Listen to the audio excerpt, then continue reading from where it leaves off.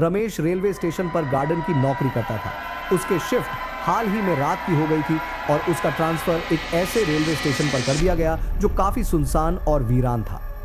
वहां से ज्यादा गाड़ियां नहीं गुजराती थी और प्लेटफॉर्म भी अक्सर सुनसान ही राहत था।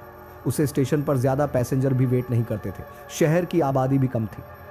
रमेश इस बात से काफी नाराज था कि उसका ट्रांसफर ऐसे वीरान जगह पर कर दिया गया। एक रात रमेश खुद से ही बड़बड़ाता हुआ चला जा रहा था। क्या मुसीबत है, अच्छी खासी घर के पास नौकरी चल रही थी, बेकार ही सुनसान जगह पर ट्रांसफर हो गया। 1 महीना देखा हूं, फिर बात कर लूंगा। ट्रांसफर की उसका यहां नौकरी करने का बिल्कुल भी मान नहीं था। हाथ में लालटेन लिए और दूसरे हाथ में डंडा पकड़े हुए वह प्लेटफॉर्म के चक्कर लगा रहा था। बीच बीच में सिटी भी बजा देता। एक रात की बात है, उसे रात प्लेटफॉर्म पर उसके अलावा और कोई नहीं था। रात के 2 अन बाज रहे थे। रमेश ने देखा कि एक आदमी ब्रिज पर बैठा हुआ था। ठंड का मौसम था और वो आदमी ठंड से कहां पर रहा। रमेश उसके सामने जाकर खड़ा हो गया और उससे पूछताछ करने लगा, कौन हो भाई? उसने देखा कि आदमी को ठंड कर रही है। वो आदमी कुछ बोल नहीं रहा था। उसे आदमी ने कुछ नहीं कहा। अरे कुछ बताओ भी, कौन हो? आदमी बस ठंड से काफी जा रहा था। उसने उसे अपने बैग से एक शॉल निकाल कर दे दिया। आदमी जैसे ही रमेश की तरफ मुंडा, रमेश डर गया। उसे आदमी का चेहरा ही गायब था। रमेश वहां से भागकर वेटिंग रूम में गया। उसने जो देखा था उसे अपनी आंखों पर यकीन नहीं हुआ। वो फिर से कुछ देर बाद इस जगह पर चेक करने गया तो उसने देखा कि वहां कोई भी नहीं था, बस उसका शॉल गिरा हुआ है। उसने वो शॉल उठाया और सुबह घर लौट गया। वो इस हादसे को एक बुरे सपना की तरह भूल गया। इतनी सुनसान जगह और इतनी गहरी रात, बड़ा सपना ही होगा रमेश। तू तो इस बिरने में अपना मानसिक संतुलन ही ना खो दे।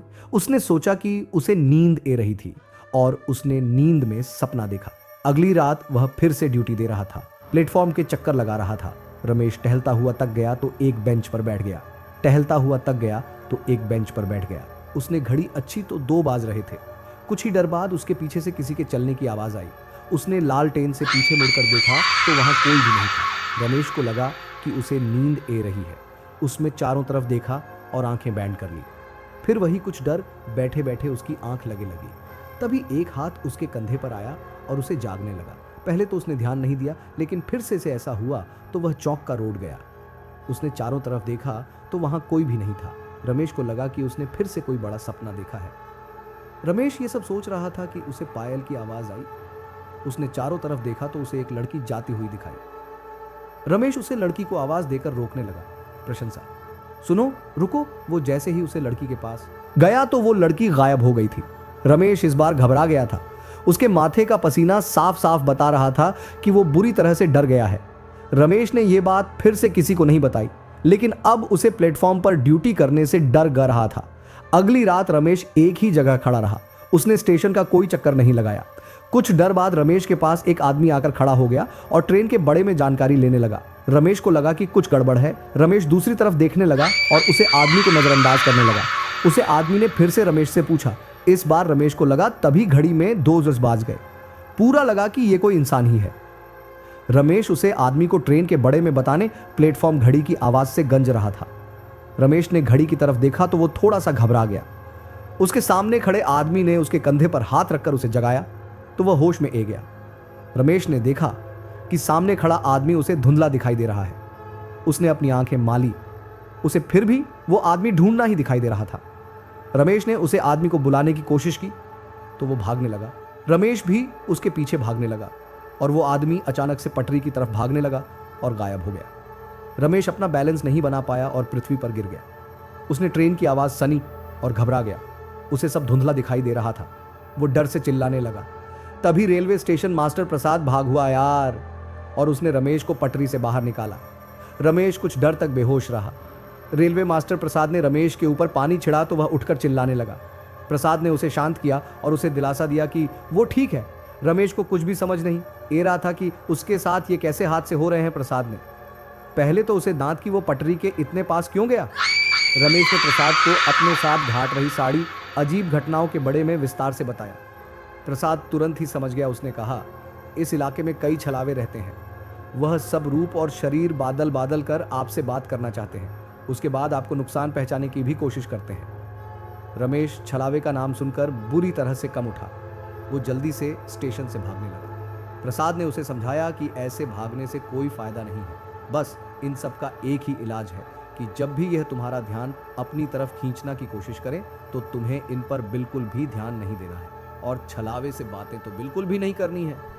रमेश प्रसाद की बात ध्यान से सुनता रहा। फिर थोड़ी देर बाद उठकर प्लेटफॉर्म पर जाने लगा। उसने देखा कि सामने से एक आदमी आ रहा है। वो आदमी और कोई नहीं प्रसाद था। रमेश को समझ नहीं आया कि प्रसाद तो उसके साथ कमरे में था, फिर ये कौन है।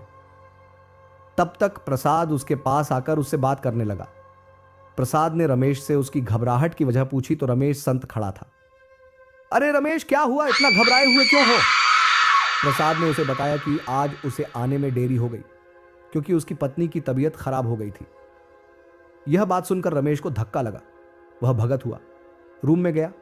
उसने देखा कि प्रसाद डेस्क पर बैठा हुआ था और अपना काम कर रहा था। उसने कमरे से बाहर जाकर देखा तो वहां कोई भी नहीं था। रमेश घबराकर स्टेशन से भागने लगा, तभी उसका पर एक लाश से टकरा गया और वो गिर पड़ा। उसने देखा कि सामने प्रसाद की लाश पड़ी थी और ऐसा गा रहा था कि उसे मारे हुए काफी दिन हो चुके थे। रमेश घबराकर उठने लगा और उठकर भागने लगा। लाश की आंखें खली और वो रमेश के पैरों पर लिपट गई। प्रसाद की लाश जोर जोर से चिल्लाने लगी कि उसे कोई बच्चा ले, और वो चिल्लाने लगी कि उसे कोई बच्चा ले और वो मरना नहीं चाहता। रमेश को कुछ भी समझ नहीं आ रहा था। उसने अपनी पूरी जान लगा दी उसे स्टेशन से बाहर निकालने में और घबराता हुआ रमेश स्टेशन से भाग गया। कुछ दिनों बाद एक नया गार्डन स्टेशन पर ड्यूटी करने आया। वह एक रात ड्यूटी कर ही रहा था कि तभी उसने देखा कि घड़ी में 2 हंसबाज गए थे। सर, प्लेटफॉर्म खाली था। तभी उसके कंधे पर किसी ने हाथ रखा कि वहां कोई नहीं था। वह प्लेटफॉर्म के 9:28 चक्कर काटने लगा कि तभी उसे एक परछाई दूर 9 पे 35 जाती हुई दिखाई दी। वो परछाई एक शरीर में 9 पे 35 बादल गई और उसे गार्डन के पास जाकर खड़े 9:89 हो गए। गार्डन ने पीछे मुड़कर देखा और उसके 9 से 43 सामने रमेश खड़ा था।